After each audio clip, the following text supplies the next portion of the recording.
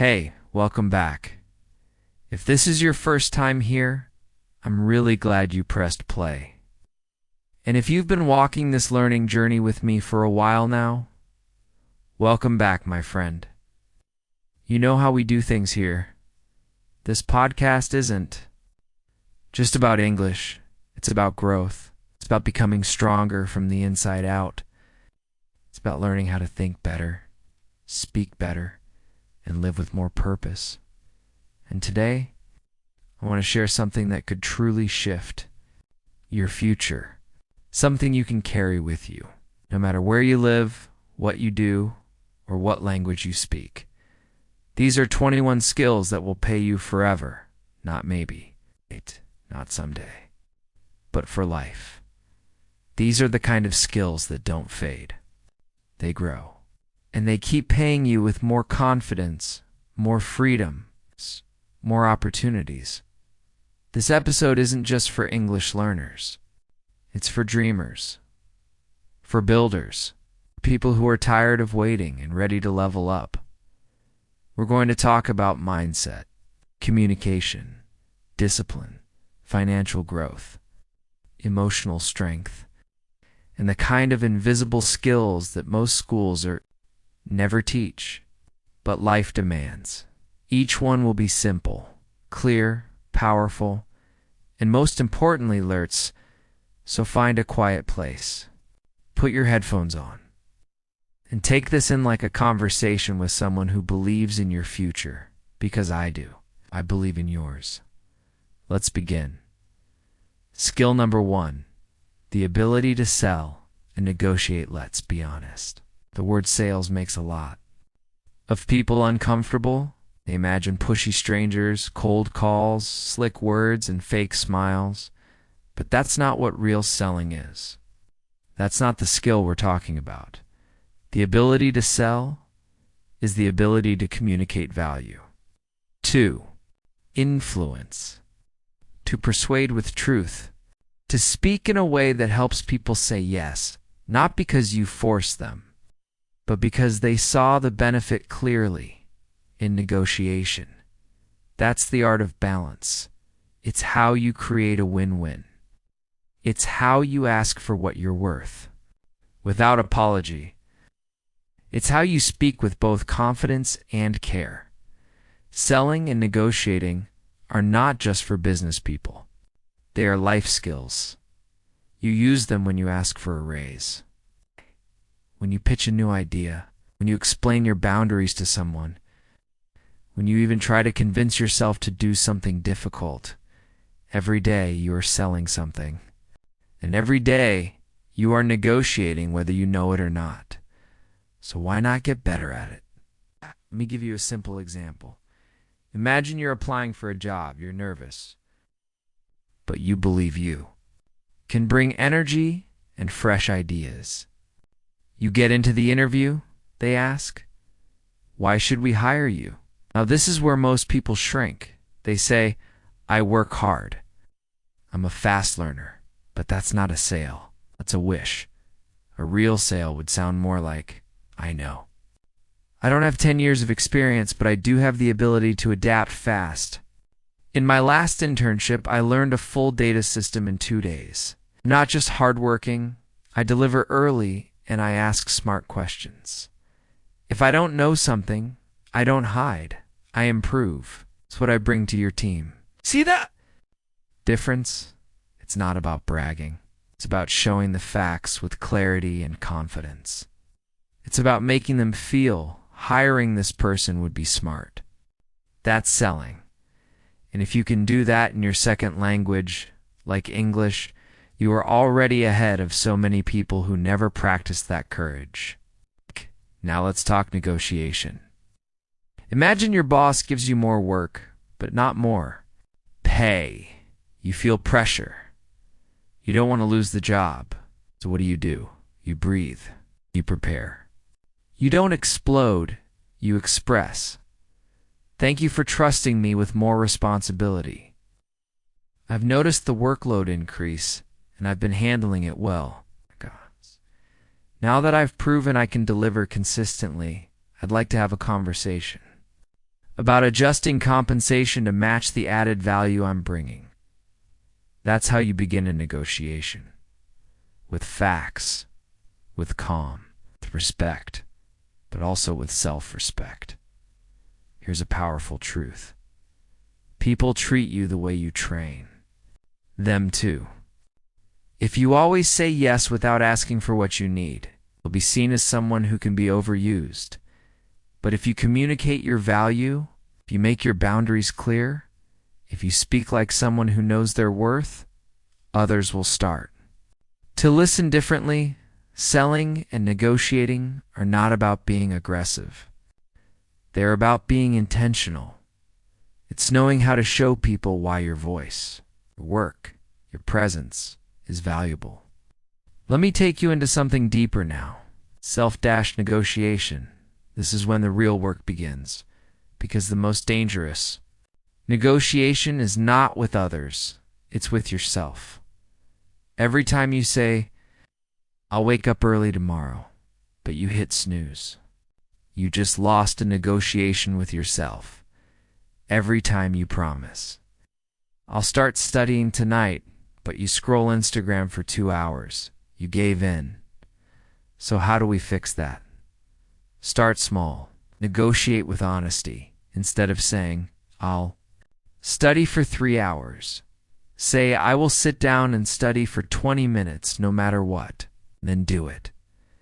This is how confidence is built, not in big promises, but in small agreements that you actually keep. The more you keep those internal promises, the more powerful you feel. Because you're not just saying it, you're becoming it. That's what selling and negotiation teach you. Power with others. But more importantly, power within yourself. Let's pause here and reflect. What's something you've been afraid to ask for, even though you know you've earned it? Who in your life do you always say yes to, even when it drains you? And what is one thing you keep promising yourself, but keep breaking? You don't need to feel guilty, just need to get honest. And then decide what you'll do about it. Because learning to sell and negotiate is not about tricking people. It's about standing in your truth as well and learning to express it well. This skill will pay you forever. It will help you speak up. It will help you protect your energy. It will help you move further, faster, not because you're lucky, but because you've learned how to speak value with courage. You ready to keep building?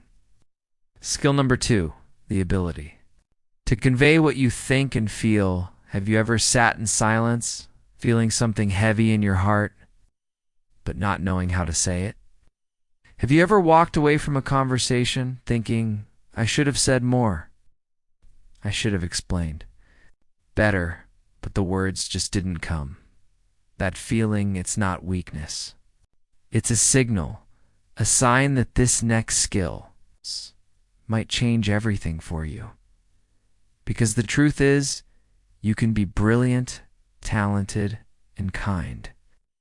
But if you can't express your thoughts and feelings clearly, you'll always feel misunderstood, and that over time becomes pain. Let's make something very clear. The ability to communicate what you think and feel is not about perfect grammar. It's perfect timing or saying things like a movie character. It's about courage. It's about honesty. It's about taking the messy things in your head and slowly, gently turning them into words, even if your voice shakes. This skill isn't taught in school. Most of us learned how to stay quiet, how to say "I'm fine," even when we're breaking inside. But silence doesn't protect you. It buries you. And the more you bury, the more disconnected you become from others and from yourself. So, how do you begin? Start small. Start real. Next time you feel something strong, pause. Take a breath. Ask yourself, what am I really feeling right now? Not just good or bad. Go deeper. I feel disappointed because I wasn't heard. I feel nervous because I care about the outcome.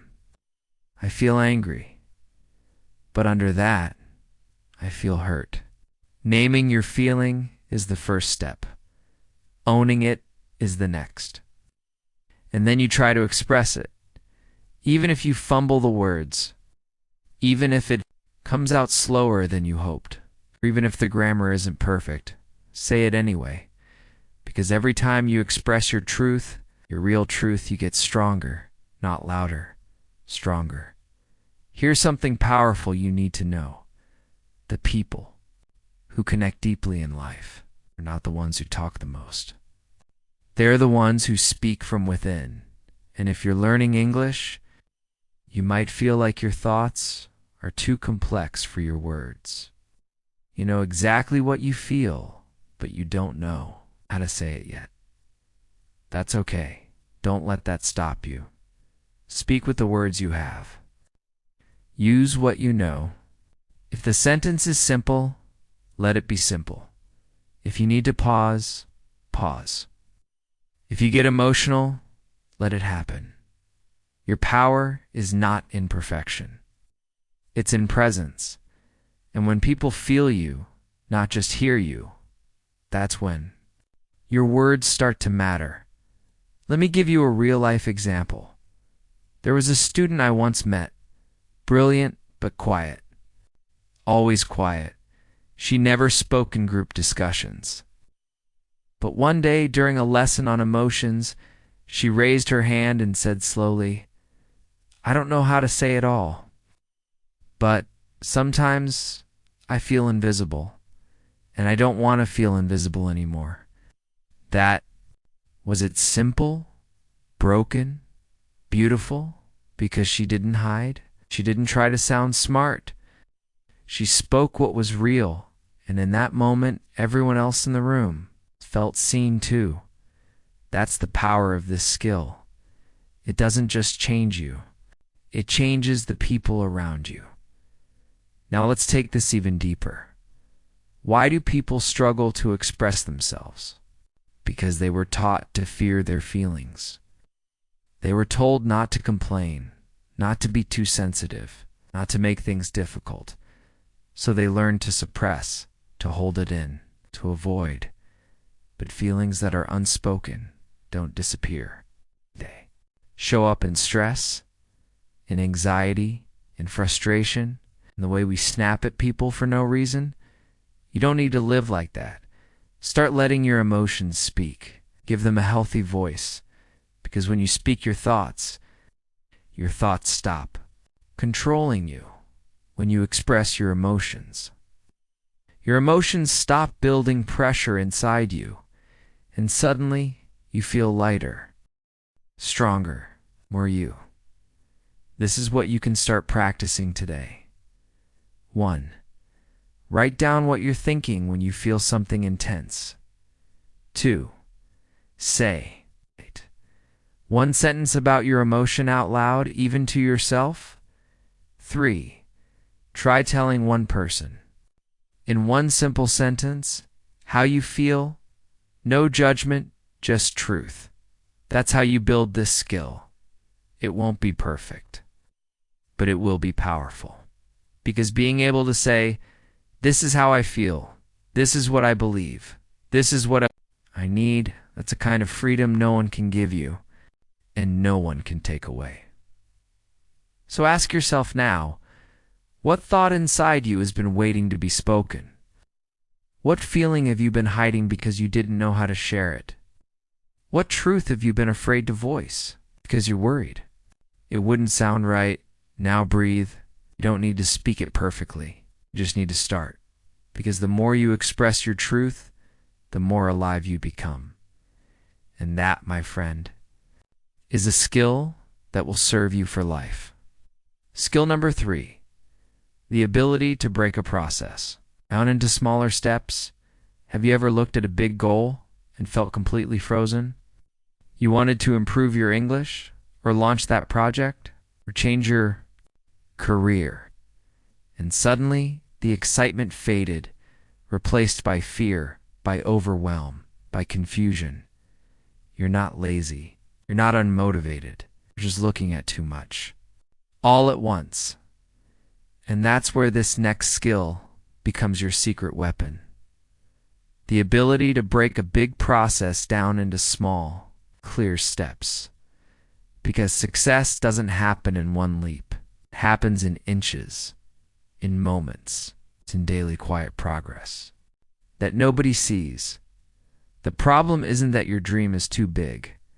The problem is that you've never been taught how to shrink it into something doable. That's the skill we're building now. Let's start with a real example. You want to become fluent in English? That's a great goal. But it's also way too big. It's not clear. It's not measurable. It's not something you can complete in one action. So what happens? Your brain panics. Your motivation drops. And you do. It's nothing. Here's how we fix that. You take the big goal, fluency, and you ask, what does that actually look like for me? Is it being able to hold a 5-minute conversation without freezing? Is it watching a full YouTube video without subtitles? Is it writing one page about your day in English? Whatever it is, define it. Now that you have a clearer target, you ask, what's the first small step I can take toward this today? Maybe it's watch a 3-minute video and write down 5 new words. Record yourself speaking for 2 minutes just about your day. Join an English group. Say 1 sentence out loud. That's how it begins. You shrink the mountain, into a staircase. Breaking things down is an act of kindness to your brain. Because your brain doesn't respond well to giant blurry pressure, it responds to clarity. To do this one thing now, it's not be perfect someday. Whatever you're working on, ask, what's the outcome I want? Are 3 to 5 smaller parts of that? What's the very next step I can take with what I already have? Don't wait for the full plan. Start with 1 brick. Lay it well, then the next one. Then the next. Before you know it, you're building. Let me show you how this works in another area of life. Let's say you want to get healthier. Instead of saying, I need to exercise every day, eat clean, and lose weight, say step 1, drink 1 glass of water when I wake up. Step 2, walk for 10 minutes before lunch. Step 3, prepare 1 healthy snack in the evening. That's it. That's not overwhelming. That's doable. Once those steps become habits, you add more. But here's the key. You don't. Try to do everything all at once. That's what breaks people. That's what makes dreams feel impossible. It's not your fault. You were just never taught to think in steps. Now, let's talk about consistency. Breaking things into steps doesn't mean you only do a little. It means you create a rhythm you can sustain. Anyone can go hard for 2 days. But who shows up on day 30 or 60 or 100? The people who broke things down. Because the smaller the task, the easier it is to stay consistent. And consistency is what actually builds success. It's not the intense days. It's the regular ones, the boring ones, the ones where no one's watching, but you still show up. And if the task feels too heavy, break it down again. Keep breaking it down until it feels impossible not to do. That's the rule. That's how winners move. Here's a challenge for you today. Take 1 big goal that's been sitting in your mind and write down the first 3 small steps you can take this week. Not next month. Not when things calm down. This week, then choose 1. Start there. Because progress doesn't happen when you're inspired. It happens when you simplify. And the more you simplify, the more control you feel. So ask yourself now, what's 1 dream that's been paralyzed by overthinking? How can I turn it into a clear 3-step plan? What would it feel like to finally move forward? You don't have to be fast. You just have to be moving. 1 step, 1 layer, 1 day at a time. because those who learn to break it down are the ones who always find a way forward. Skill number 4, the ability to shut up. Listen and learn from others. Let's be honest. Most people don't listen to understand. They listen to reply. They're not waiting to hear you. They're just waiting for their turn to speak. And the sad part, sometimes we do it too. Because listening is hard. It's humbling. It takes presence. It takes patience. It requires you to pause your ego, slow down your mind, and give someone else the space to be heard. But once you learn this, really learn this, it changes everything. Because listening isn't a passive skill. It's an active power. And the ability to shut up, to truly be silent, open, curious, and still. That's one of the most underrated strengths in the world. Let's start with why this matters. In every room, every conversation, there are lessons waiting to be heard, but most people miss them. Not because they're not smart, but because they're too focused on proving something. When you're always trying to be right, you miss what's real. When you're always talking, you miss what others know. But when you listen, truly listen, you unlock the world. You begin to hear stories that open your mind. You learn from other people's mistakes without having to make them all yourself. You notice patterns.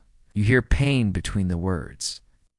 You begin to understand people, not just what they say, but what they mean. That's wisdom, let me tell you about someone I once met. He was soft-spoken. In meetings, he rarely interrupted. He asked one question, then went quiet. But when he finally spoke, everyone listened. Why? Because his words came from observation, not noise, not ego. But presence, he had trained himself to listen first, deeply, respectfully, and only then respond. And because of that, his voice carried weight. That's what listening gives you. It doesn't make you invisible. It makes you powerful. Because when you speak, people know you've been paying attention. Let's go deeper. Listening isn't just about hearing words. It's about hearing what's not said. When someone says, "I'm fine," but their tone says otherwise, do you notice?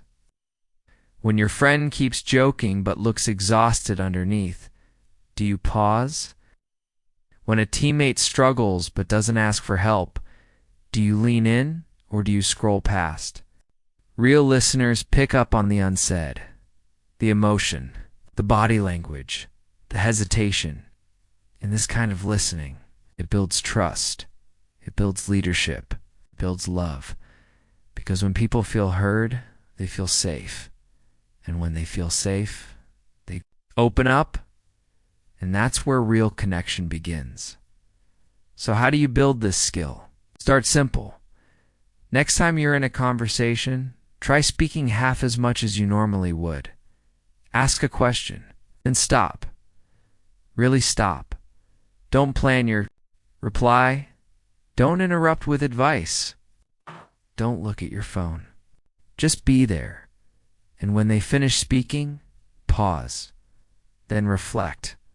What did I really hear? What emotions were behind those words? What does this person need right now? Understanding or solutions? That's next level listening. That's growth. And here's the part most people miss. Listening also applies to learning. You want to grow faster? Be the quietest person in the room and take the most notes. Don't assume you know everything. Ask how others got where they are. Ask what they wish they had done differently, because when you listen with humility, you gain years of wisdom. In minutes, you get to skip the pain they went through. You'll learn from their wounds, their regrets, their recovery. That's the shortcut.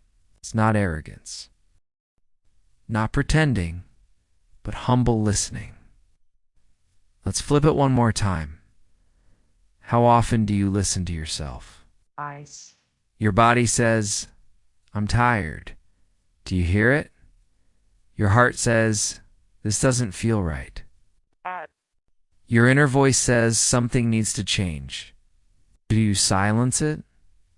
Listening isn't just about others. It's about tuning into you.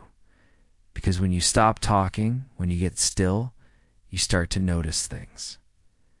That pain in your back, a signal, that irritation at work, a boundary being crossed, that longing for more, a dream trying to speak. But you won't hear any of that if you're too busy filling every silence. Silence isn't empty. It's where truth whispers. So here's what I challenge you to do this week. 1. In every conversation, listen to X more than you speak. 2. Ask follow-up questions instead of giving instant advice. 3. When alone, practice quiet. No music, no scrolling, just presence. Because the more you listen, the more you learn. The more you learn, the better you lead. And the better you lead, the richer your life becomes. You don't always need to be the loudest. Always need to prove something. You don't need to have all the answers. Sometimes, the smartest thing you can do is shut up. Listen and let the world teach you. Because those who listen best grow fastest. Skill number 5, the ability to adapt. Improvise and overcome obstacles. Here's a truth most people don't like to admit. Life rarely goes as planned. Yet, so many people break down the moment the plan changes. But the people who succeed long term, they aren't the ones with the best plan. They're the ones who can pivot when the plan falls apart. That's what this skill is about. Adaptation, improvisation, resilience. Not just bouncing back, but bending without breaking, shifting without losing yourself, finding new ways when the old way disappears, because life is unpredictable, and the sooner you stop fighting that truth, the freer you become. Let's take a real-life situation. You're preparing for a big presentation. You practice for hours. You set up your slides, you rehearse your lines, and then the power goes out, or the internet crashes, or you lose your voice. Now what? Most people panic, freeze, fall apart. But someone who's learned to improvise takes a breath and says, okay, this isn't ideal, but what can I do with what I have? They speak without slides. They adapt their pace. They engage the audience. Differently, they don't let the obstacle decide the outcome. That's the power of adaptability. You stay in motion even when the road changes. Here's something powerful to remember. Stability doesn't come from perfect conditions. It comes from your ability to adjust when things get chaotic. Think about the strongest trees. They bend in storms. Don't snap, they sway. You can be like that, not rigid, not afraid, but rooted and flexible, because life will test you. Plans will break. People will leave.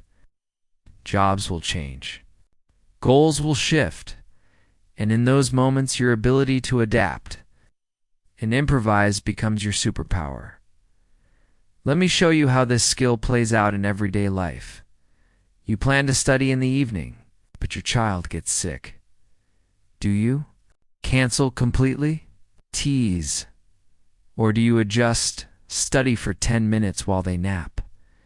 You wanted to start going to the gym, but your schedule got full. Do you give up? Or do you start doing home workouts for 15 minutes a day? You plan to have a deep conversation in English, but you forgot a word. Do you panic? Or do you find another way to say it? It's improvisation. It's not about having everything. It's about using what you've got.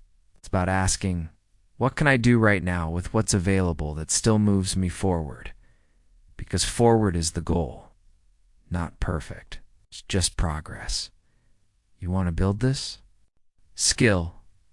Start by practicing two things. 1. Embrace inconvenience. Don't resist it.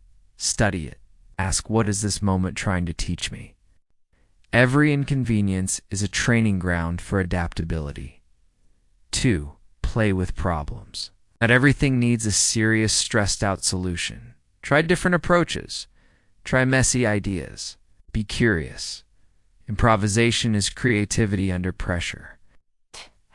It grows when you allow yourself to be a beginner again. Here's a story I'll never forget. There was a young man who dreamed of becoming a software developer. He didn't have money for school, didn't have a fancy laptop, didn't even have stable internet. But you know what he did? He borrowed a broken laptop from a friend. He downloaded offline tutorials, practiced at internet cafes. He adjusted his schedule around electricity cuts.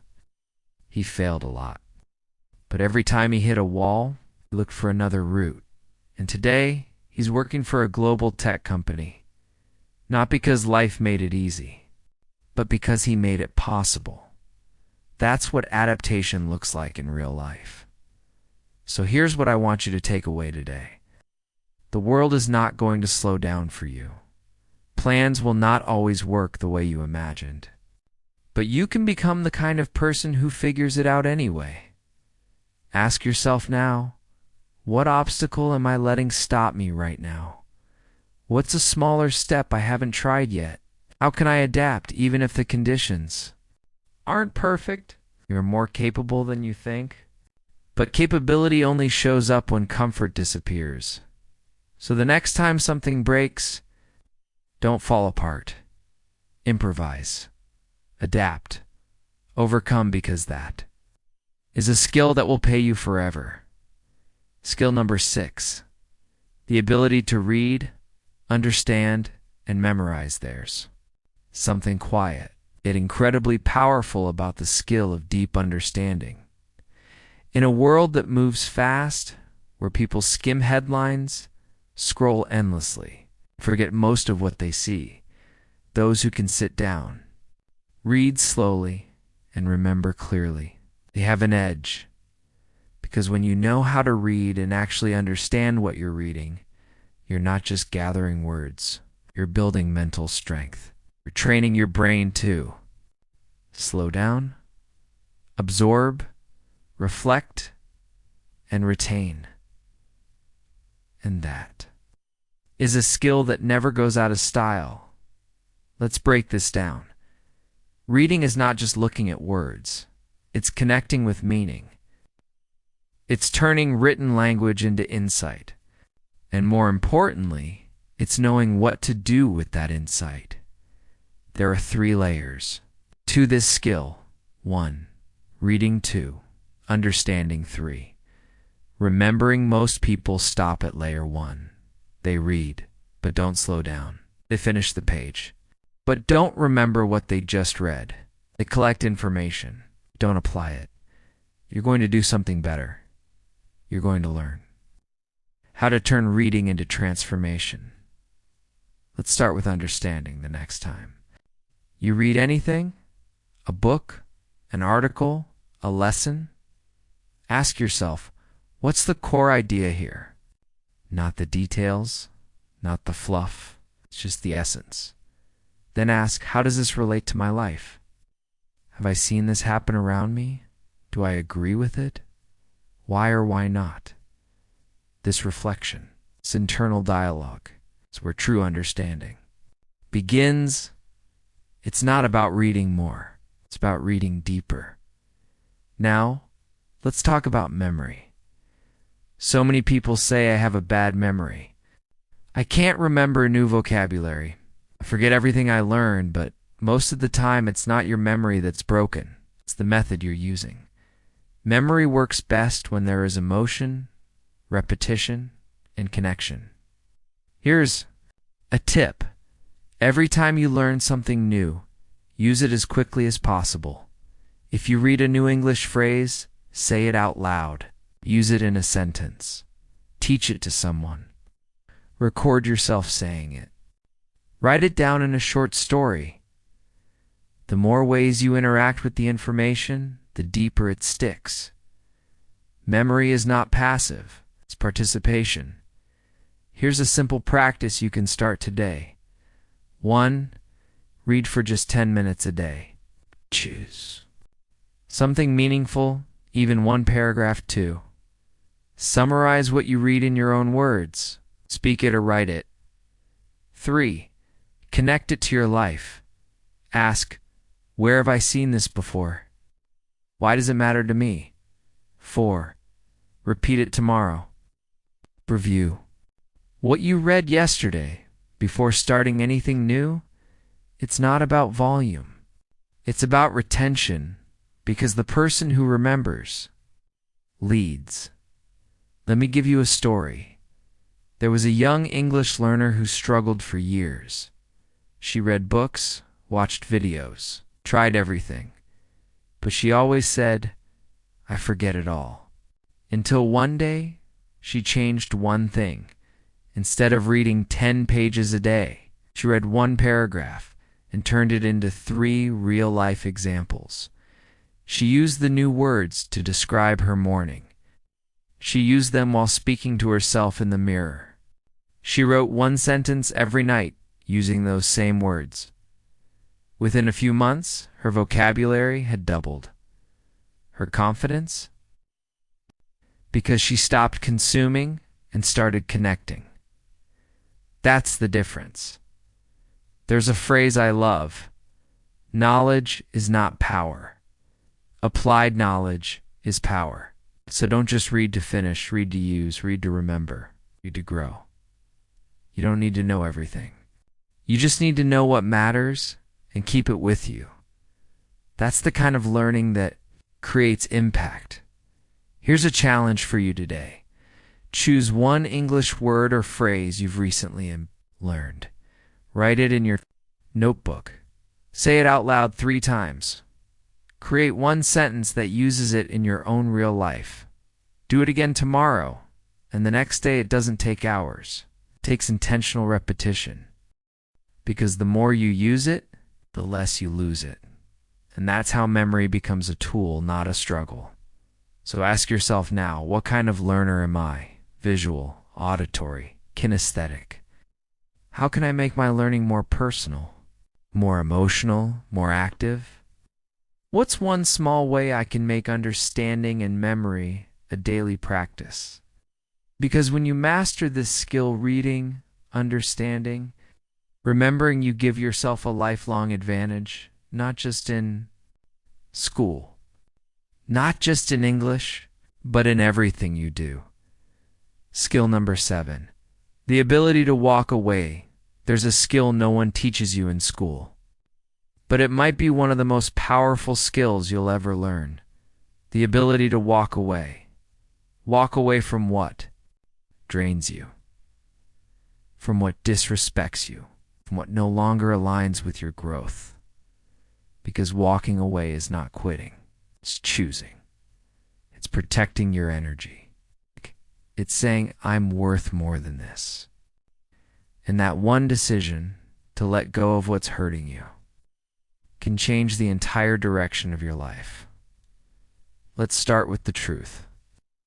We hold on too long to relationships we've outgrown, 2 jobs that keep us stuck, 2 habits that drain us, 2 people who don't see us, 2 dreams we no longer feel connected to just because we don't want to disappoint someone. But here's the thing. Every time you stay in something that's no longer right, you abandon yourself. And every time you abandon yourself, you lose a little bit of your voice, your confidence, your peace. That's the real cost. Walking away takes courage. It's not loud, dramatic courage. It's quiet courage. The kind that whispers, "This doesn't serve me anymore. This version of me is done. I'm allowed to change my mind. Sometimes walking away is about self-respect. Sometimes it's about healing. And sometimes it's about survival. Because not everything is meant to be fixed. Some things are meant to be released. Let me share something personal. A young woman I knew once stayed in a job that drained her soul. She had ideas, but no one listened. She was kind, but constantly dismissed. She worked hard, but never got credit. And every time she thought about leaving, she heard the same fear.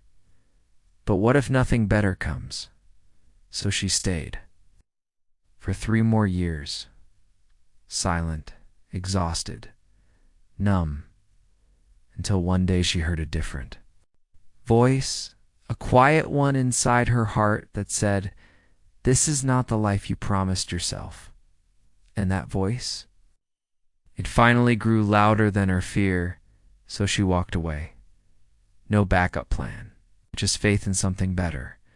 And within 6 months, she was in a new role with better people, doing work that lit her up again.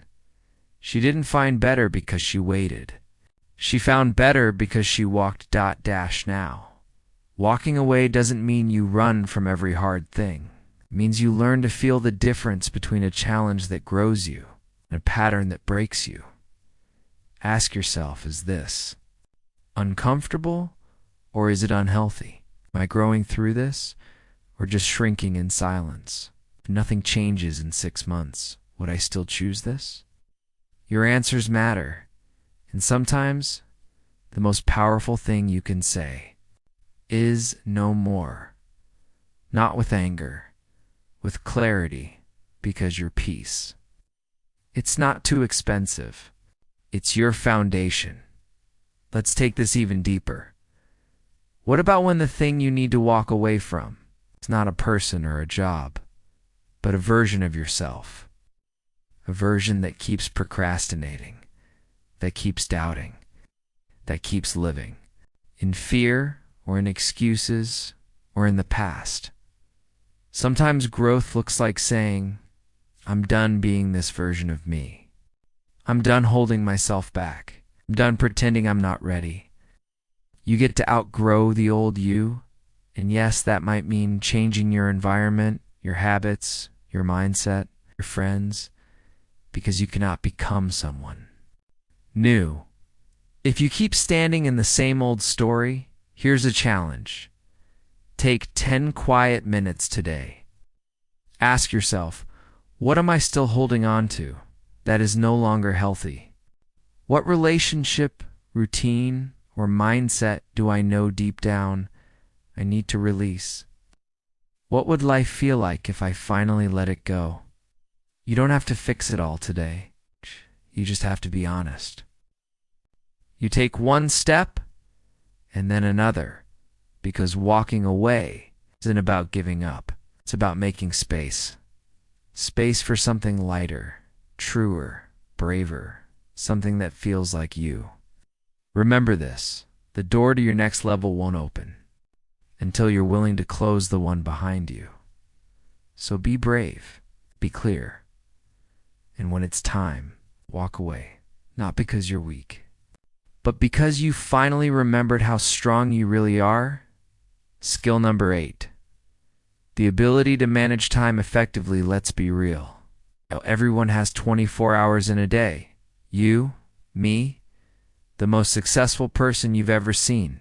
Same clock. Same amount of time. So, why do some people seem to get so much done, while others feel like they're always behind? It's not about working harder. It's not about being born disciplined. It's about learning how to manage time intentionally, because time is not the problem. Attention is.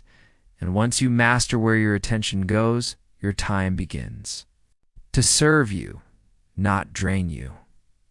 Let's get one thing straight.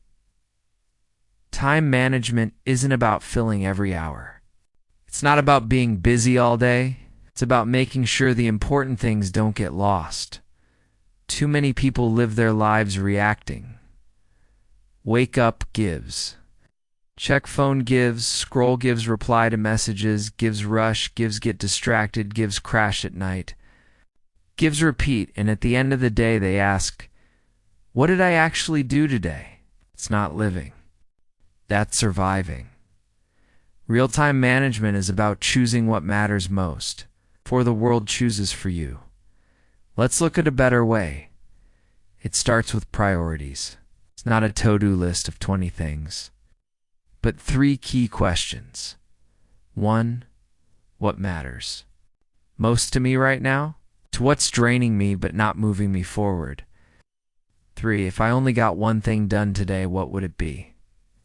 When you're clear on these, your calendar becomes a mirror of your values, not your stress. You begin to build your day instead of just living inside someone else's. Here's a simple truth that changed my life. If you don't schedule your priorities, your distractions will schedule themselves. Think about that. If you don't plan when you'll study English, something else will steal that time.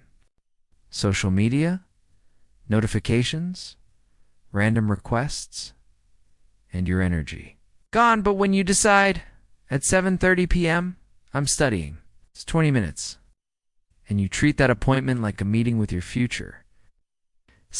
Everything shifts. Discipline doesn't start with motivation. It starts with a calendar. Now, time management isn't about perfection. Some days you'll fall behind. Plans will change. You'll feel tired. Life happens. But here's the trick. Have a system to return. Set alarms. Use timers. Write your 3 top priorities every morning. Give yourself permission to do less, but do it well. And when you slip, don't quit. Just reset, because the people who win at time aren't perfect. They're consistent. They bounce back. They adjust. They keep showing up. Let's talk about energy. Managing your time means managing your energy zones. Ask yourself, when do I feel most focused? Morning or night? When does my brain shut down? What kind of tasks drain me? What kind of tasks excite me? Put your hardest tasks where your energy is strongest. Put your shallow, easy tasks where your brain is slow. It's not just about having time. It's about doing the right things at the right time. That's how you work smarter, not just longer. And don't forget to build in recovery time. Rest is not laziness. It's maintenance. Can't pour from an empty cup. So pause. Breathe. Stretch. Get sunlight. Sleep deeply.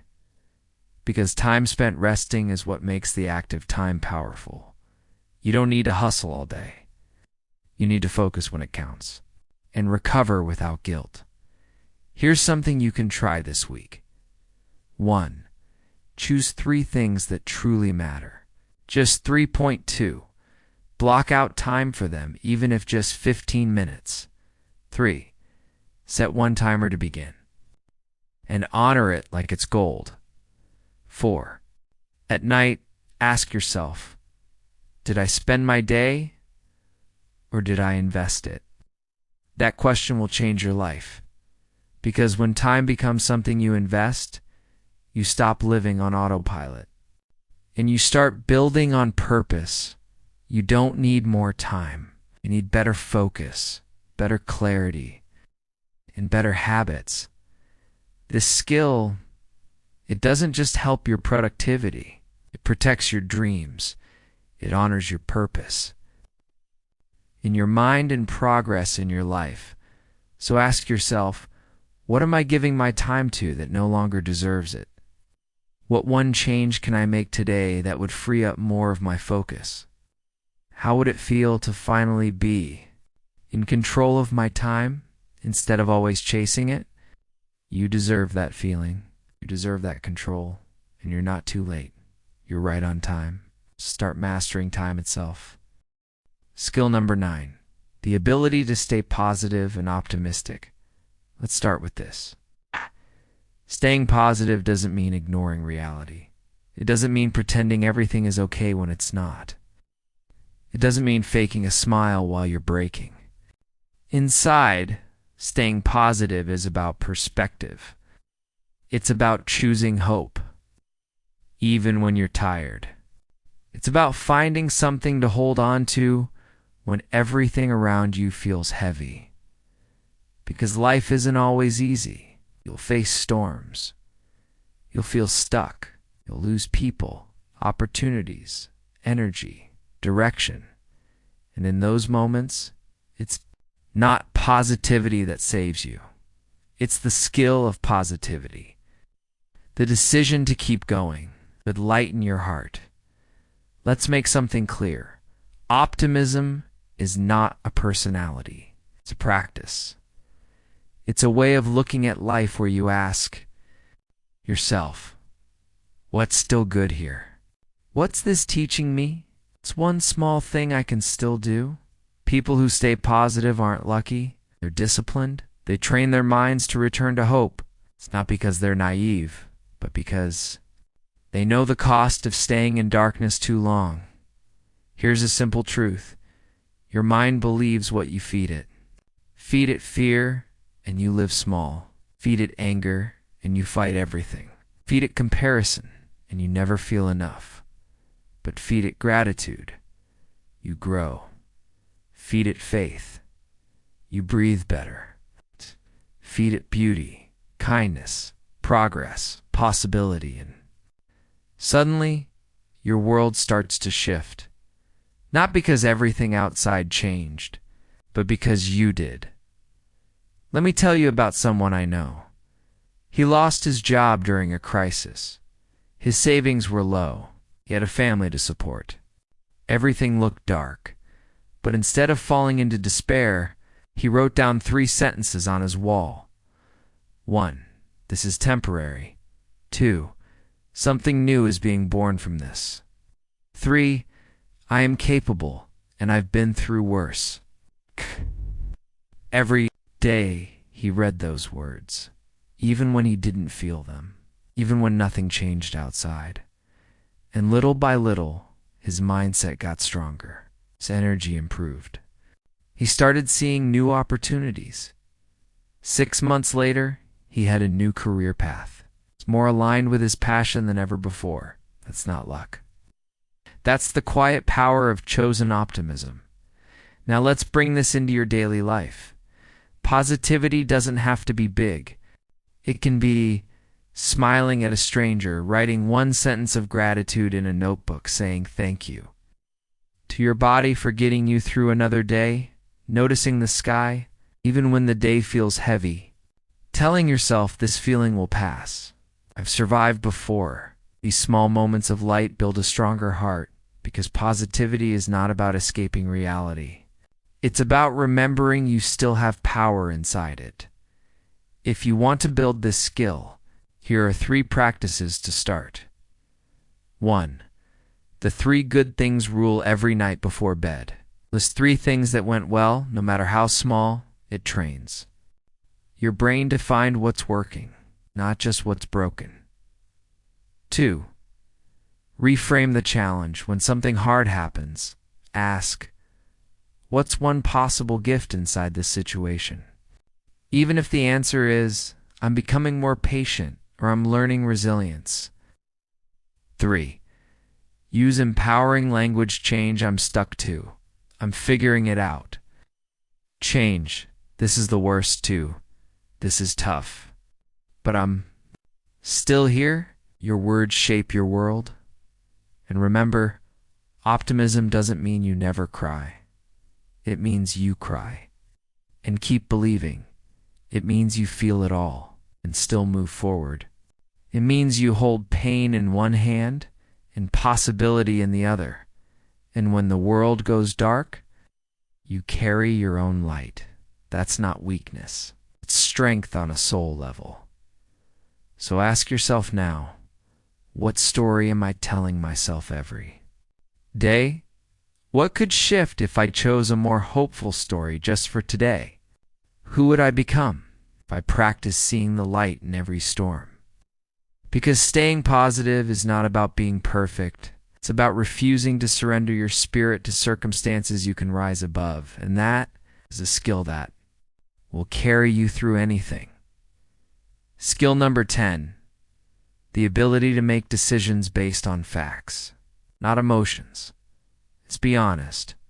Emotions are powerful. They're loud. They're real. They're human. But here's the problem. Emotions are not always accurate. They react in the moment. They change with your sleep, your hunger, your hormones, your fears. And if you're not careful, you'll start making permanent decisions based on temporary feelings. That's why this next skill matters. The ability to pause, step back, and make choices based on facts, not feelings. This skill, it'll save you from regret. It'll protect your future. It'll help you make wiser moves in every part of life. Let's look at a simple situation. You get a message from a friend. It's short, cold, no emojis, no explanation. Your mind starts spinning. Are they mad at me? Did I do something wrong? Why are they ignoring me? Emotion kicks in. You feel hurt. You want to confront. You want to withdraw. Want to delete the whole conversation, but pause. Ask yourself, what do I know for sure? What is just my assumption? Could there be another explanation? Maybe they're busy. Maybe they're tired. Maybe they're dealing with something personal that has nothing to do with you. That moment where you choose to pause instead of react. That's wisdom. That's how you protect your peace. Let's go deeper. Imagine you've been working hard on a project. You're passionate. You've invested time, energy, maybe even money, but it's not giving results. You feel discouraged, frustrated, maybe embarrassed. Now emotion says, quit, burn it down, walk away. But facts say, let's look at what's working. Let's analyze what needs improvement. Let's adjust the strategy, not destroy the dream. If you quit something every time you feel tired, scared, rejected, you'll never build anything lasting, because success isn't built on emotion. It's built on decisions rooted in truth. Here's the rule I follow. Feel fully. Decide calmly. You're allowed to cry, to scream, to feel lost, to be angry. But don't make major decisions in that moment. Let the emotion move through you. Then revisit the situation with a clearer mind. Ask, what does the data say? What would I advise a friend in this same situation? What decision aligns with my long-term values, not just my short-term feelings? This is how you grow out of chaos and into clarity. Now, this doesn't mean you ignore emotions. Emotions are signals. They're messengers. They tell you something needs attention. But emotions are not always the best advisors. Use them as part of the equation, but not the entire answer. Let emotions speak. Let logic lead. That's the balance. Let me tell you about a young man I worked with. He got rejected from a job he wanted badly. He felt humiliated. He told me maybe I'm not good enough. Maybe I should stop trying. I asked him one question. What do the facts say? He paused, then replied, well, the company said I interviewed well. They just chose someone with more experience. They even told me to reapply next quarter. I guess I just took it personally. Exactly, his emotions screamed rejection. But the facts said growth. 1 month later, he reapplied, got the job, and gained the confidence to never let a temporary emotion cancel his potential again. Asterisk. Here's how you can practice this skill in daily life. 1. Name the emotion. Say, I feel frustrated. I feel anxious. I feel unmotivated. 2. Pause before action. Give yourself 10 minutes or 10 hours before deciding. 3. Write out the facts. Literally. List what you know, what you don't, what you're assuming. 4. Ask, what would future me thank me for? Not the emotional me. It's a wiser version of me. Because reacting feels good for a moment, but reflection builds a life you won't have to clean up later. So ask yourself now, what? Decisions in my past were made in a storm of emotion, and what did they cost me? Where in my life do I need more facts, more logic, more clarity before I choose? What would it look like to lead my life, not just feel my way through it? You don't need to be cold. You don't need to be robotic. But you do need to pause, process, and choose with intention. Because the more you master your decisions, the more your life becomes something you're proud of, not something you keep trying to fix. Skill. #11. The ability to speak in front of a large audience. Let's begin with a simple truth. Most people are afraid of public speaking, in fact. For many, it's scarier than failing, scarier than being alone, scarier than trying and losing. Why? Because speaking in front of others makes us feel exposed. Like all our flaws, our doubts, our imperfections are suddenly under a spotlight. But here's the truth behind the fear. You don't need to be perfect to speak powerfully. You just need to be present. You need to care about what you're saying, because people don't remember flawless delivery. They remember realness. They remember emotion. They remember connection. And that's the skill we're building now. Rewind. When you think of someone who speaks on a stage, maybe you imagine someone with perfect posture, fluent words, a booming voice, confident smile, and maybe you tell yourself, I'm not that kind of person. But here's the secret. Most confident speakers weren't born that way. They built it step by step. They stumbled, they froze, they forgot their lines. They still showed up again. Confidence is not a personality, it's a practice. And the more you practice, the more powerful you become. So let's start small. Public speaking isn't always a TED Talk. It's speaking up in a meeting, introducing yourself in English class, sharing your story in a small group, giving a toast at a wedding, pitching your idea to your boss. All of these are forms of speaking in public. And the more you practice, the less your fear controls you, because your fear will shrink as your reps increase. Here's something powerful to remember. Your audience doesn't want perfection. They want connection. They want to feel what you're saying. They want to walk away thinking that made sense, that moved me, that helped. So your job as a speaker is not to impress, it's to express. That means speak slower then. You think you need to breathe between ideas. Use pauses for power. Let silence make your words heavier. And most of all, speak from your heart, not just your notes. Let me tell you a real story.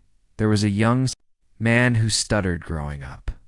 He avoided eye contact, avoided attention. He was terrified of presentations. But one day in college, he was asked to give a short talk. He didn't want to. Good. But something inside whispered, just try, even if your voice shakes. He practiced for days, broke it into small parts, recorded himself, said each line slowly, and when the moment came, he spoke. Not loudly, not perfectly, but honestly. And when he finished, the room clapped. Not because of performance, but because they felt him. That man now gives workshops. He trains others. To speak, his fear didn't vanish. Just learn to walk with it. That's what you can do too. Here's how to practice this skill, even if you're scared. 1. Start with your phone. Record yourself speaking about your day. Just 1 minute. Watch it back. Notice your tone, your body, your pace. 2. Read aloud for 5 minutes every day. Choose something you love. Train your tongue. Train your confidence. 3. Volunteer for small speaking roles. In class, in your team, in your community, say yes, even if it's uncomfortable. 4. Prepare simple outlines, not full scripts. Don't memorize word for word. Learn to speak from ideas. It sounds more natural. It builds trust. Here's the deeper part. When you speak in front of others, you're not just sharing information. You're declaring, I believe my voice matters, and that belief changes lives because someone out there needs to hear your message, your story, your point of view, but they'll never receive it if you keep silencing yourself. So don't wait until you feel ready. Start where you are. Speak anyway. Stumble if you must. But don't disappear. Ask yourself now, what's one story I carry that could help someone else? What's stopping me from sharing it? What would happen if I practiced a little every day? Because your voice, it doesn't need to be perfect. It just needs to be used. And the more you use it, the stronger it gets. The more you speak, the more the world hears you. And the more the world hears you, the more you become who you were meant to be. Skill number 12, the ability to keep trying even after. Failure. Even just hearing that word can make your chest tighten a little, because we've all felt it. You tried, you hoped, you gave your energy, and it didn't work. Maybe you studied hard and still forgot everything on the test. Maybe you launched something and no one noticed. Maybe you spoke up and someone laughed. Maybe you loved and they left anyway. And in that moment, something inside you whispered, maybe I'm not good enough. But here's the truth. Failure is not proof that you're weak. It's proof that you were brave enough to try. And the people who go the furthest in life are not the ones who avoid failure, but the ones who keep going after it. We've been taught to fear failure, to see it as shame, as something that defines us. But failure doesn't define you, it refines you. It teaches you what works, what doesn't, what you care about, what you're still willing to fight for. Every person you admire has failed more than you've even tried. They just didn't let it stop them. Let me ask you something. What's something you quit, not because it was impossible, but because you failed once and it hurt? What dream did you walk away from because someone laughed, or you felt embarrassed, or it didn't take off fast enough? That moment, that pain, you can go back and rewrite it. You can return. Stronger, wiser, with more tools, more truth, more heart. Because failure isn't a wall, it's a lesson. And lessons only make you better. Let me tell you a real story. There was a young man who applied for a scholarship. He needed it badly. He spent weeks on the essay, poured his heart into it, visualized getting accepted. But he didn't get it, and it broke him. He felt foolish. Ashamed, he told himself. I'm not the kind of person who wins things like this, but a mentor said something that stayed with him. Rejection doesn't mean no. It means not yet, or not this path. You still get to try again, just smarter. So he did. He rewrote the essay, worked on his writing every day, got feedback, built confidence. 1 year later, he applied again and got accepted. That scholarship changed his life, but so did the first rejection. because it taught him what needed to change. He didn't fail. He learned. And he kept learning until life opened a new door. Here's the truth. Most people stop too soon. They hit one wall, never try again. But the wall wasn't the end. It was just a redirection. You want to grow? Fall, then rise again. Fall. Better next time. Rise faster. Fall smarter. Rise stronger. That's how confidence is built. That's how resilience becomes real. So how do you practice this skill? 1. Normalize failure. Stop making it mean you're not enough. Start seeing it as training point 2. Track your lessons. After every failure, write down what worked, what didn't, what I'll do differently next time this. Turns pain into progress. 3. Surround yourself with stories of resilience. Read biographies. Watch documentaries. Learn how many times your heroes fell before they flew. 4. Speak kindly to yourself. The voice you use after failure will either break you or rebuild you. Choose words like, "That hurt, but I'm still growing." This is part of becoming stronger. I've failed, but I'm still in the game. Let me leave you with this. Asterisk failure is not the opposite of success. It's part of it. You're not weak because you failed. You're strong because you tried. You're stronger if you try again. So ask yourself now, what am I avoiding because I failed once? What might happen if I tried again? It's just with more wisdom. What would it feel like to finally succeed, not because it was easy, but because I never stopped showing up? Because that's the real win. The goal isn't to never fall. The goal is to keep walking. With your scars, your strength, and your story. And when you master this, you become unstoppable. Skill number 13, the ability to invest. Money in yourself. Let's talk about something many people fear. But few truly understand money.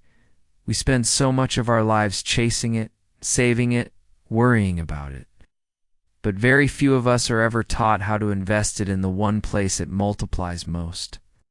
Ourselves. Because here's the truth, most people never. Here, you are the best investment you will ever make. Not stocks, not property, not the next business trend. You, your mind. Your growth, your skill set, your mindset, your health, your education, your expansion. And the sooner you understand that, the faster your life begins to change. Now let's break it down. You've probably heard phrases like, save for the future. Don't waste your money. Be careful. Don't take risks. And yes, being smart with your money matters. But being scared of investing in yourself, that fear is expensive. Because every time you hesitate to grow, you delay your next level. Every time you say, I'll learn later, I'll improve later, I'll apply later, you push back the life you truly want. Growth is not free. It costs something: time, energy, focus, and yes, sometimes money. But the return is unmatched. Let me give you an example. A woman I knew once wanted to start a photography business. But she kept saying, I can't afford a course. I don't want to waste money if it doesn't work. So she stayed stuck. For years, finally one day she took $300 from her savings, bought a course, got coaching, practiced daily. That investment, it turned into clients. Then repeat. Clients, then brand partnerships. Now she earns more per week than she used to earn in a whole month, because she finally stopped asking, what if I fail? And started asking, what if I grow? Here's the key mindset shift. Spending money is when it disappears. Investing. Money is when it multiplies. That book you buy, that workshop you attend, that course that sharpens your thinking, that mentor you learn from, they don't take your money, they expand your future. Even if the return doesn't come right away, you are planting seeds, and the right seed in the right soil with patience always grows. But what stops most people? Fear. Fear of wasting, fear of failing, fear of judgment, they say. Why spend money learning English when I can watch free videos? Fair. But ask yourself, are you really growing? Are you applying what you're watching? Are you getting feedback? Are you building momentum? Free resources are wonderful, but sometimes a real investment forces you to commit. When you pay attention. When it costs something, you show up differently. That's not pressure. That's power. Now, I'm not saying spend recklessly. Don't go into debt. Don't buy things just because someone promises success. I'm saying, think like an investor, not a consumer. Ask yourself, will this purchase make me smarter, stronger, or more skilled? Will this help me create freedom, not just entertainment? Will this bring long-term gain, not just short-term comfort? If the answer is yes, then it's not a cost. It's a step forward. Start small. Buy one book that changes your thinking. Pay for a course that teaches you something you care about. Invest in a tool that saves you time. Hire someone to coach or guide. You take that trip that expands your mindset. Don't ask, can I afford this? Ask, can I afford to stay the same? Because staying stuck costs you more than you think. So ask yourself today, where have I been hesitating to invest in my own growth? Do I keep waiting for that's already within reach? What would happen if I treated myself like the most valuable asset I own? Because the truth is, you are your best investment. The only one guaranteed to show returns when you pour in the right effort, time, and belief. So go ahead, choose growth, choose knowledge, choose courage, invest in yourself, and watch everything change from there. Skill number 14, the ability to do things irrespective of the situation. Let me ask you a simple question. Do you only do what matters? When it's convenient, do you only show up? When the timing feels perfect? When you're in the mood? When your energy is high? When the weather is right? When you feel 100% ready? If the answer is yes, you're not alone. Most people wait for the stars to align before they take action. But here's the truth.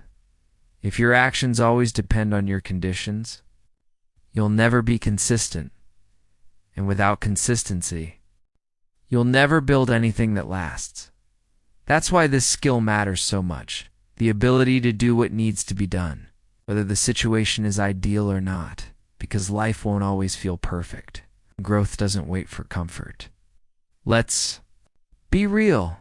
Some days you'll feel tired. Some days you'll feel uninspired. Some days your plans will fall apart. Some days your emotions will scream, not today. But if you've trained yourself to show up anyway, even for just 10 minutes, even with low energy, even when no one's watching, you've already separated yourself from 90% of people. Because most people only act when it feels easy. But high performers act even when it's hard. That's not luck. That's a skill. Let me give you an example. A student of mine once told me, I want to improve my English, but I'm always too tired after work. So I asked her, can you give just 5 minutes before bed? Not a full lesson, just 5 minutes of reading or listening or speaking aloud. She agreed. 5 minutes a day. No matter how tired she was, no matter how busy, and guess what? Those 5 minutes turned into 10, then 20. Within months, her confidence exploded. Not because she had more time than others, but because she stopped waiting for the right time and started showing up regardless. That's how you win.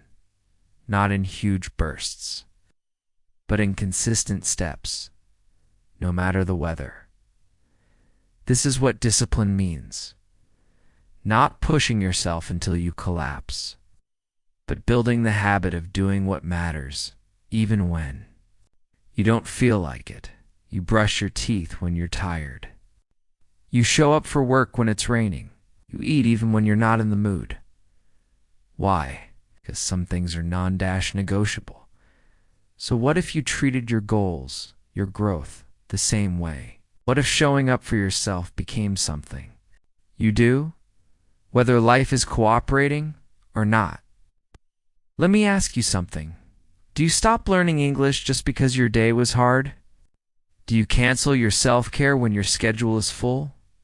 Do you skip the gym because the weather isn't perfect? Imagine what would change if you stopped waiting for the ideal, started moving in the real, because the people who grow aren't the ones with the best conditions. They're the ones who make progress in any condition. They don't ask, "Do I feel like it?"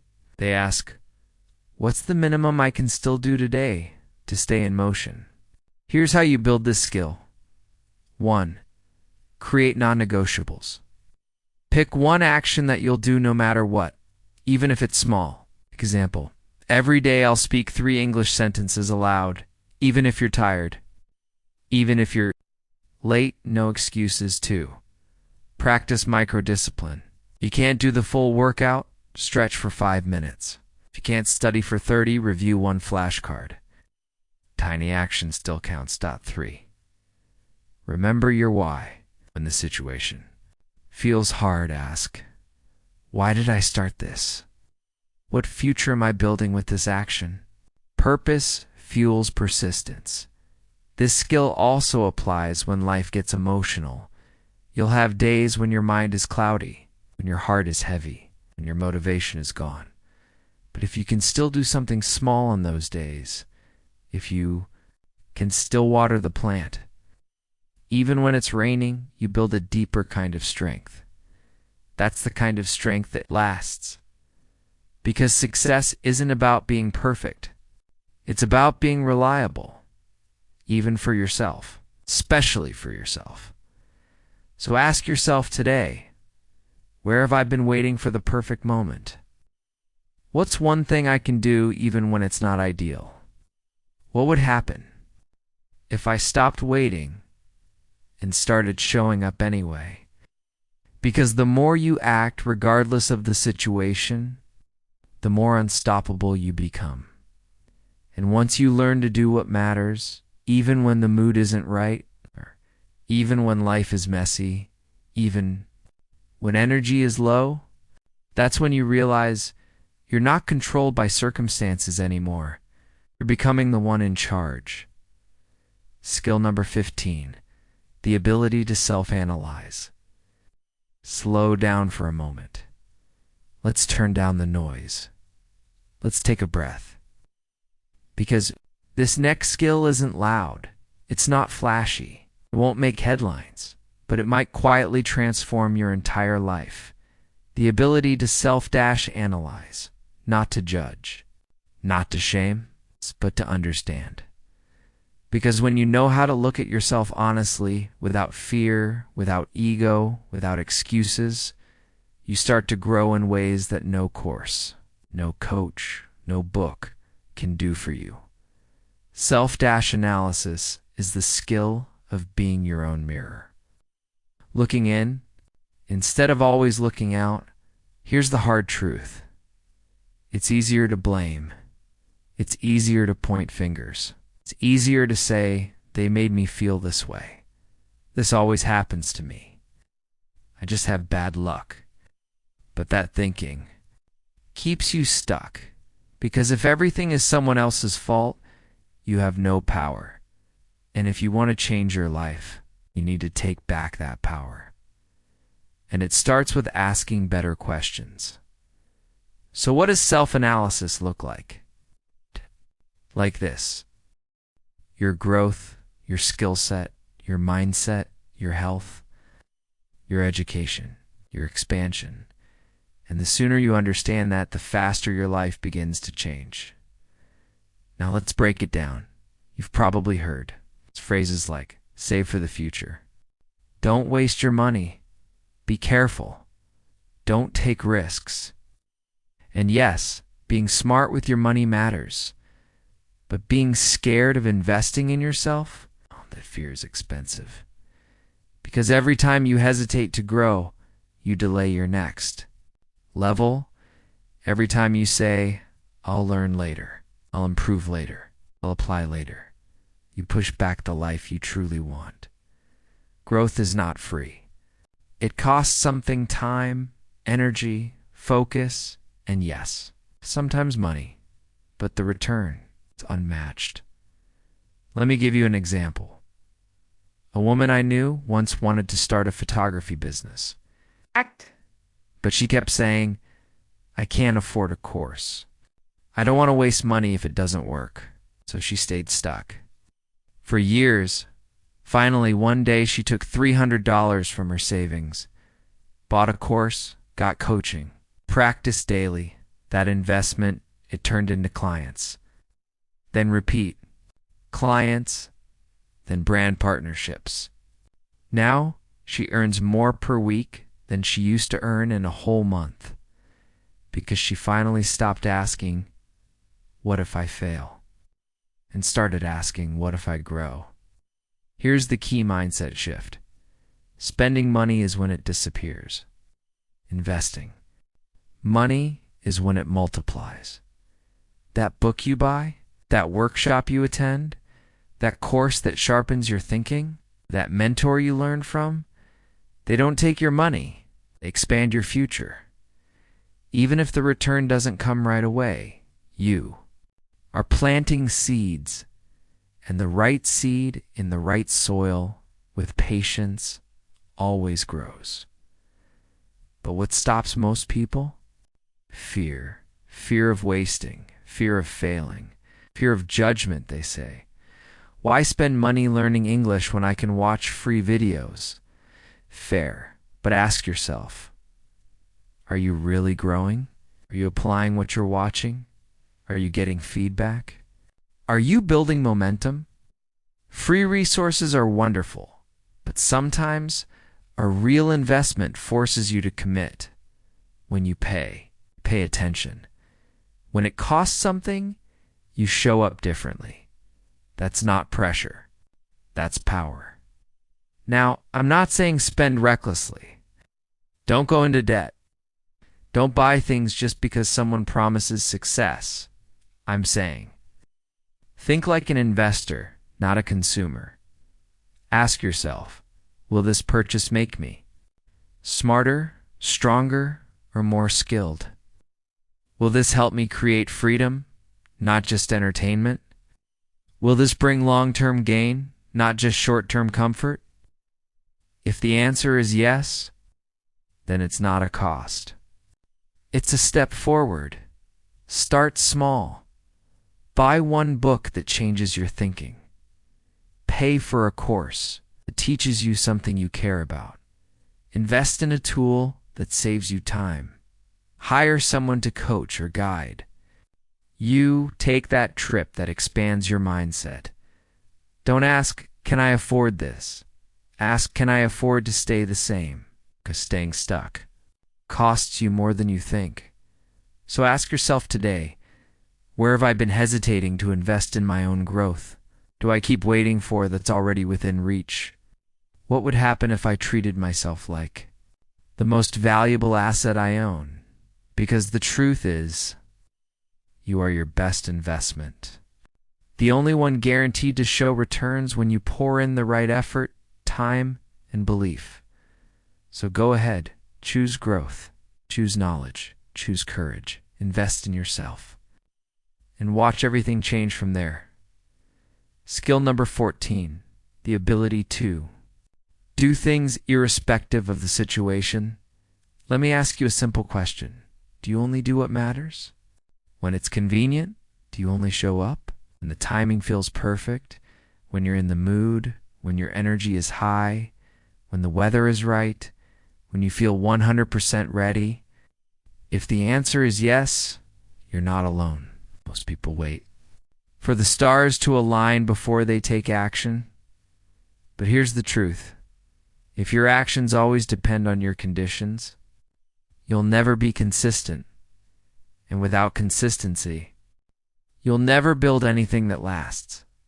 That's why this skill matters so much. The ability to do what needs to be done, whether the situation is ideal or not, because life won't always feel perfect. Growth doesn't wait for comfort. Let's be real. Some days you'll feel tired. Some days you'll feel uninspired. Some days your plans will fall apart. Some days your emotions will scream, "Not today."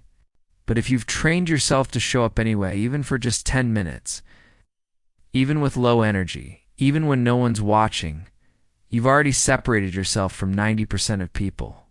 Because most people only act when it feels easy. But high performers act even when it's hard. That's not luck. That's a skill. Let me give you an example. A student of mine once told me, "I want to improve my English, but I'm always too tired after work." So I asked her, "Can you give just 5 minutes before bed? Not a full lesson, just 5 minutes of reading or listening or speaking aloud." She agreed. 5 minutes a day. No matter how tired she was, no matter how busy, and guess what? Those 5 minutes turned into 10, then 20. Within months, her confidence exploded. Not because she had more time than others, but because she stopped waiting for the right time and started showing up regardless. That's how you win. Not in huge bursts, but in consistent steps, no matter the weather. This is what discipline means. Not pushing yourself until you collapse, but building the habit of doing what matters, even when you don't feel like it. You brush your teeth when you're tired. You show up for work when it's raining. You eat even when you're not in the mood. Why? Because some things are non-negotiable. So what if you treated your goals, your growth, the same way? What if showing up for yourself became something you do, whether life is cooperating or not? Let me ask you something. Do you stop learning English just because your day was hard? Do you cancel your self-care when your schedule is full? Do you skip the gym because the weather isn't perfect? Imagine what would change if you stopped waiting for the ideal, started moving in the real, because the people who grow aren't the ones with the best conditions. They're the ones who make progress in any condition. They don't ask, "Do I feel like it?" They ask, "What's the minimum I can still do today to stay in motion?" Here's how you build this skill. 1. Create non-negotiables. Pick one action that you'll do no matter what, even if it's small. Example, every day I'll speak 3 English sentences aloud, even if you're tired. Even if you're late, no excuses. 2. Practice microdiscipline. You can't do the full workout? Stretch for 5 minutes. If you can't study for 30, review 1 flashcard. Tiny action still counts. 3. Remember your why. When the situation feels hard, ask, why did I start this? What future am I building with this action? Purpose fuels persistence.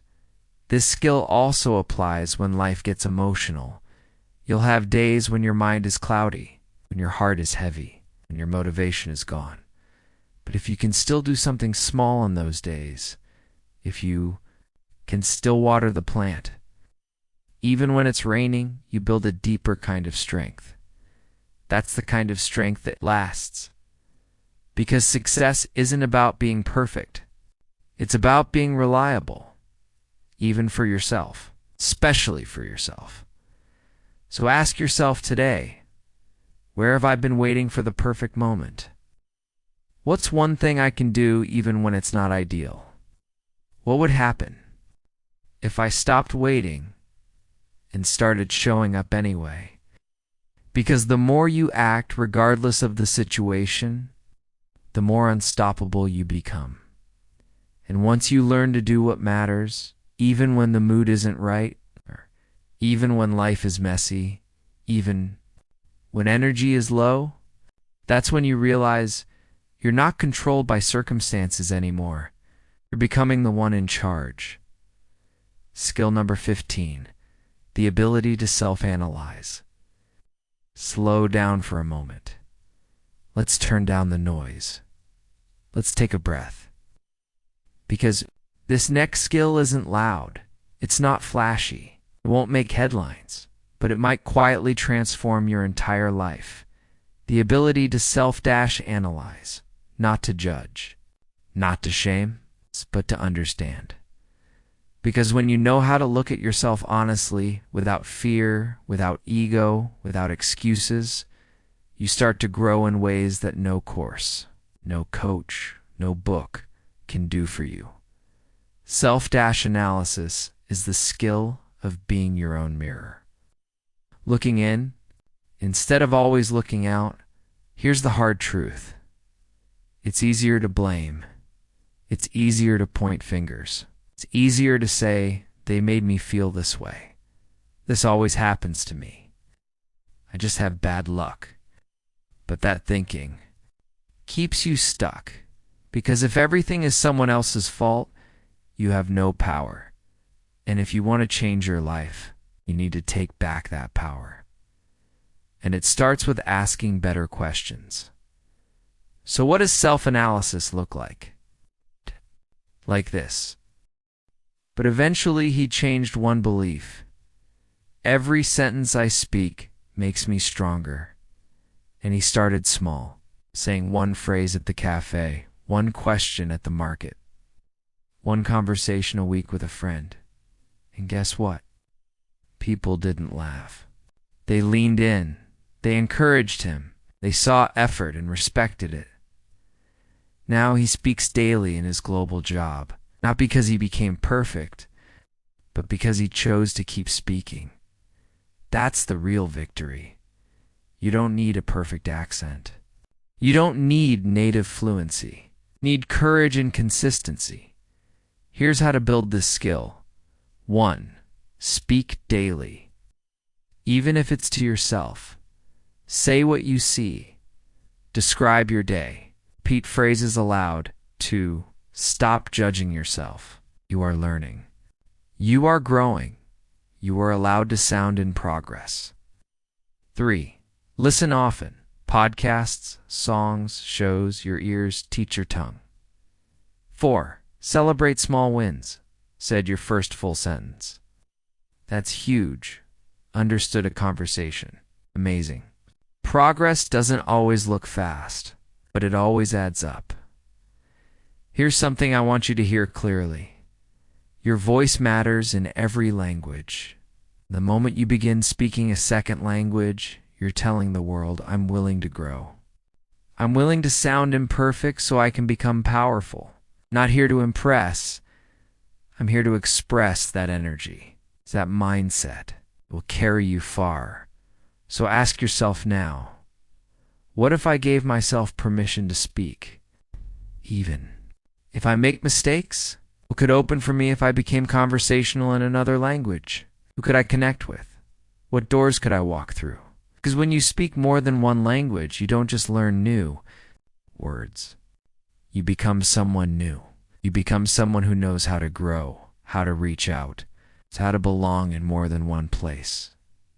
And that is a skill that will serve you for life.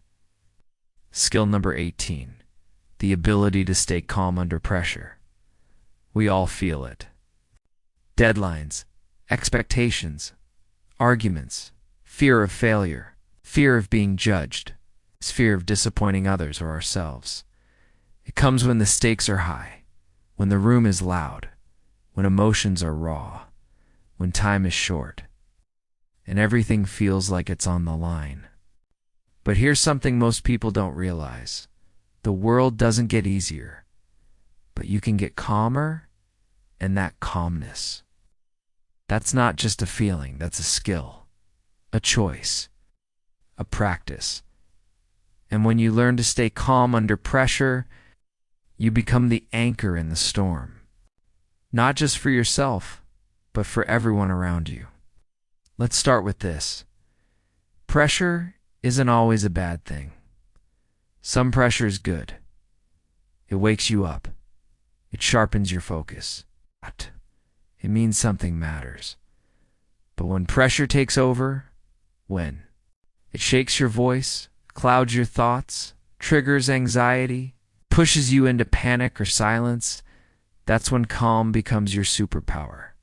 Because calm helps you think clearly, speak clearly, act wisely. Calm is what keeps you steady when everything else is spinning. Let me tell you a real story. There was a young nurse, first day in a busy emergency room. Patient came in, not breathing. Everyone started shouting. Equipment alarms went off. Pressure was high, and the nurse froze. But in that moment, she remembered something her mentor once said. When you feel chaos on the outside, go quiet on the inside. So she closed her eyes for 2 seconds, took one breath, then moved. Steady hands, clear voice. Focused mind, the team noticed. She wasn't the loudest. She wasn't the most experienced. But she was calm. And that calm saved a life. That's what pressure teaches you, not to run, but to return, to center. So how do you build that calm? 1. Breathe before you react. In high-stress moments, your brain speeds up, your heart races, but your breath can slow you down. It's to inhale for 4 seconds, hold for 4, exhale for 6. Just one calm breath can change how you respond too. Name what's real. Ask yourself, what's actually happening right now? What's the one thing I can control in this moment? Your power comes from focus, not from trying to fix everything at once. 3. Lower your voice. It's a secret weapon. When you speak softer, you think clearer. People listen closer. And you stay in control. 4. Visualize success under pressure. Rehearse mentally. See yourself handling the heat. Performing well. Staying steady. This trains your nervous system to recognize calm as familiar. Now, calm isn't cold. You don't have to shut off emotion. You just learn to feel without drowning. It's okay to be nervous. It's okay to feel pressure. But instead of saying, I can't do this, you say, this is big, but I'm ready. Instead of saying, what if I fail? You say, what if I stay grounded and try my best? That inner shift makes all the difference. I want you to think of a time when pressure made you act out of fear. Maybe you snapped at someone. Maybe you froze in front of a group. Maybe you walked away from an opportunity. Now imagine if in that exact moment you had paused, breathed, focused, spoken gently. How would the outcome have changed? That version of you still exists. You can still become that person, the one who doesn't fall apart under pressure, but rises in the middle of it. So ask yourself now, what pressure am I currently facing that's stealing my peace? What's one thing I can do today to stay calmer when the heat rises? Who would I be if I could stay clear-minded when it matters most? Because staying calm doesn't mean you don't feel. It means you don't react blindly. It means you lead, not just others, but yourself. In that kind of strength, be quiet, grounded, deep. That's the kind of strength that wins long-term skill. #19. The ability to write well. Let's talk about one of the most overlooked yet most powerful skills you can ever build, the ability to write well. Now wait, before you say, but I'm not a writer, Writing isn't my thing. I don't even know what to say. Let me stop you, because writing well is not about publishing books or being perfect with grammar. It's about learning to organize your thoughts, to express what you believe, to speak clearly on paper. It's about becoming a better communicator. And when you can communicate well, you influence, inspire, and lead more effectively. And that pays you forever. Let's break this down. You write more than you realize. Text messages, emails, captions, reports, proposals, social media posts, journal entries, even how you explain yourself to others. That's writing in disguise. So if you can sharpen your writing, you sharpen your voice. And when your voice becomes clear, so does your impact. People start paying attention. Opportunities open, because clarity stands out in a noisy world. Now here's the truth. Most people write the way they think. Disorganized, scattered, too emotional, too vague. So when you improve your writing, you're not just improving how you express, you're improving how you think. Writing teaches you to pause, reflect, choose better words, notice your patterns, understand your own beliefs. Writing is thinking. In slow motion, it slows the chaos down so you can find truth inside it. Let me give you a real story. A student of mine once struggled in every interview. He knew the answers in his head, but when it came time to speak, he rambled. So I gave him one exercise. Write your answers first. Every day he'd write 3 to 5 sentences about himself, what he cared about, what he believed, what made him a good candidate. At first it felt awkward, but over time his words got sharper, clearer, more confident, and soon his interviews changed, his communication changed. He got hired. Why? Because writing helped him find his voice, practice it on paper before presenting it out loud. That's how powerful this skill is. Here's how you can start building it today. 1. Daily 5-minute writing. Every morning or evening, answer one question. What did I learn today? What am I grateful for? What do I want to improve? Keep it simple. Write it honestly. No editing, no judgment. Just flow to. Read great writing.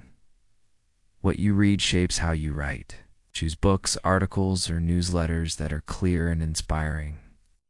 Notice their rhythm, their word choices, their tone. 3. Use structure. Good writing has a beginning, middle, and end. Even in a message or post, start with the main idea. Add 1 or 2 examples. End with a reflection or call to action for. Edit with kindness. The first draft is never perfect, but every time you refine it, you grow. It's not about getting it right. It's about making it real. You don't have to be poetic. You don't have to be fancy. You just need to be clear. And that clarity will carry into every other part of your life. Because once you know how to write your ideas, you'll know how to speak them. You'll know how to teach them. You'll know how to stand behind them. That's power. Ask yourself now. When was the last time I wrote something that really reflected who I am?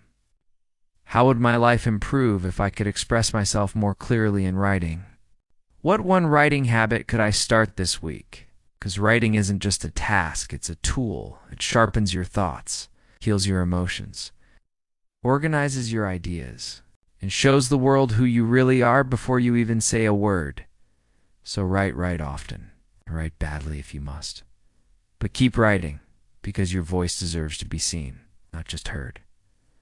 Skill number 20, the ability to finish what you start. Know what's common? Starting. Starting is exciting, feels fresh, it's filled with hope. It's where your imagination comes alive. A new goal, new plan, a new habit, a new dream. But here's what's rare. It's finishing. Because finishing is hard. It's not shiny. It's not always fun. It requires discipline, endurance, quiet consistency. Starting is a spark, but finishing? That's fire. That's follow through. That's where success lives. Let's be honest. How many times have you said, I'm going to wake up early from now on? I'll start studying every day. This year, I'll become fluent in English. I'm going to finish that course, that book, that project. And then, life got busy. Motivation faded. You missed a few days, so you stopped. And maybe you told yourself, I guess I'm just not disciplined. Or worse, I guess I'm not meant for this. That's not true. You don't lack ability. You've just never been taught how to finish. And once you learn that, everything changes. Let me tell you something simple but powerful. You don't have to be the fastest. You just have to be the one who doesn't quit. Finishing doesn't require perfect effort. It requires consistent return. You fall off, get back up. You miss a day, start again. You lose interest, reconnect with your why. The finish line is still waiting. It doesn't care how many times you paused. It just cares if you show back up. Here's a real example. A friend of mine wanted to build an online business. He bought the course. He made the plan, created the logo. But halfway through, the excitement wore off. The work got boring. The results were slow. So he stopped. Then a few months later, he started something else, and the pattern repeated. Eventually, he asked, why do I never finish anything? I told him, because you think the finish line should feel as exciting as the starting gun. But it doesn't. It feels boring. It feels quiet. It feels lonely. And that's exactly where greatness is born. Finishing is a skill. It's not about speed.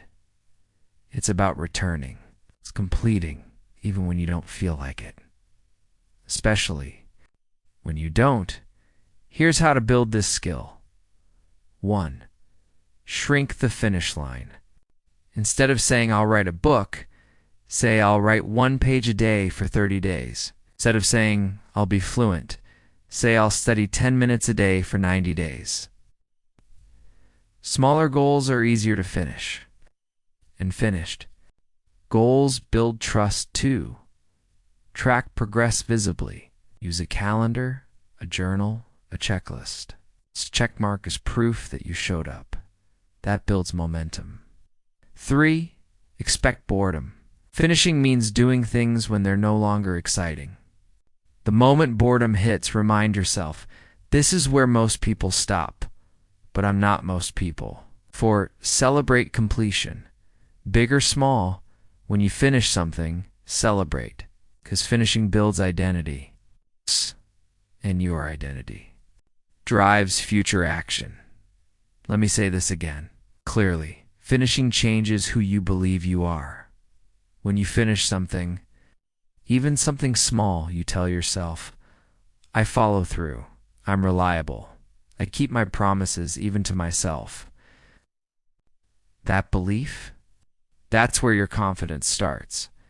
Not in talking about what you'll do, but improving it to yourself quietly over time. So ask yourself now, what's something I started but haven't finished? What's one small part of it I can complete this week? What would my life look like if I finished more of what I started? Because people who finish don't always have the most talent. They just show up longer, stay focused deeper, push through the middle, and they cross the line. Not because they're special, but because they refuse to stop. Skill number 21, the ability to sell and influence with integrity. Let's talk about a word that makes some people Uncomfortable selling. The idea of selling often brings up images of pressure, manipulation, slick talkers trying to close the deal. But here's what I want you to know. Selling, real, honest selling, is not about convincing. It's about connecting. It's not about tricking someone. It's about understanding someone. It's not about pushing. It's about offering something of value, clearly, kindly, and confidently. And when you know how to sell and influence with integrity, you don't just make money. You make impact. You build trust. You change lives. Let's reframe this. Every time you share your idea, every time you speak from your heart, every time you offer your service, your product, your knowledge you are selling, you're offering something that solves a problem, that makes someone's life better, that turns their I wish into I can. Selling is service. When done with honesty, when done with care, it becomes one of the most powerful skills you will ever develop. Now let me make this clear. We are all selling something. You sell your skills in a job interview. You sell your ideas in a presentation. You sell your story when building a brand. You sell your belief when raising your children or inspiring your team. You sell your vision when building a business, a podcast, or a dream. Selling is not about money. It's about communication. It's about trust. It's about influence. And here's the difference between manipulation and influence. Manipulation is self-serving, hides truth, forces outcomes. Influence with integrity is value-driven. It respects the person. It allows choice. People don't like being pushed, but they love being helped. So when you sell from a place of honesty, when you speak to their needs, not your pressure, people feel that, and they remember it. Here's a real example. I once met a young woman who hated selling. She ran a small handmade business, candles, journals, gifts. But every time she tried to post about her products, she felt guilty. I don't want to bother people, she said. I'm not good at asking them to buy. So I asked her, do your products help people feel calm, inspired, or supported? She nodded. Yes, they really do. Then you're not bothering them, I said. You're offering them something they're already looking for. That shift changed everything. She started speaking with more confidence, more heart, more clarity. And guess what? Sales grew. Not because she pressured people, but because she finally believed in the value of what she offered. That's the magic of influence with integrity. So how do you build this skill? 1. Know your value deeply. You can't sell well if you don't believe in what you're offering. Understand how your product, service, or idea helps people. Write it down. Speak it aloud. Feel it too. Speak their language. Good selling is not about fancy words. It's about meeting people where they are. Use clear, kind, real language. Listen more than you talk. 3. Solve a real problem. Don't just highlight features, show the transformation. People don't buy candles, they buy peace. They don't buy coaching. They buy clarity. They don't buy lessons. They buy confidence. For detach from outcome, connect with people. When you stop obsessing over the sale and start focusing on service, people feel safer and more likely to say yes. Here's the truth. You don't need to sound like a salesperson. You just need to sound like yourself. Clear, kind, confident, grounded in value, rooted in purpose. People buy from people they trust. And trust is built on truth. So sell with your heart, not just your script. Influence through listening, not just talking, because when people feel seen, they open, they respond, they say yes, not just to what you offer, but to what they feel when they're around you. So ask yourself now, what value do I offer that I've been too afraid to speak about? What would happen if I truly believed in my voice and my work?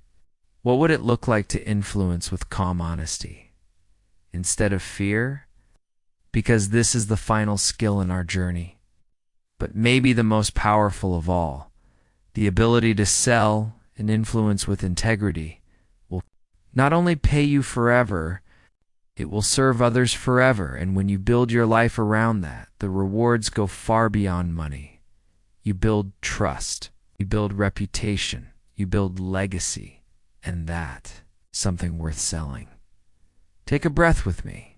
We've walked through 21 powerful skills, not just ideas, but life tools, not just knowledge, but transformation.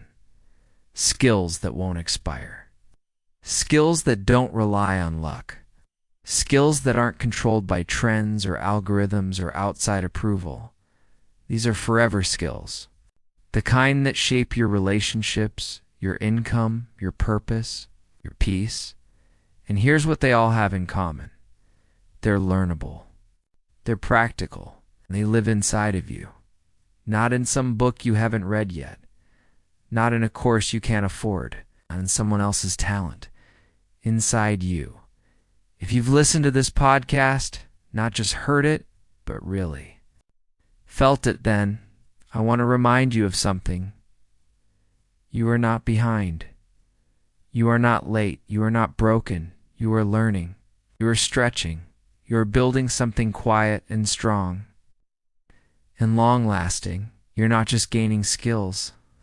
You're becoming someone new, a version of yourself that finishes what they start, that speaks with purpose, that earns with integrity, that builds without waiting to be rescued. That's what we've built together, you see. Most people don't fail because they're not smart. They fail because they stop showing up.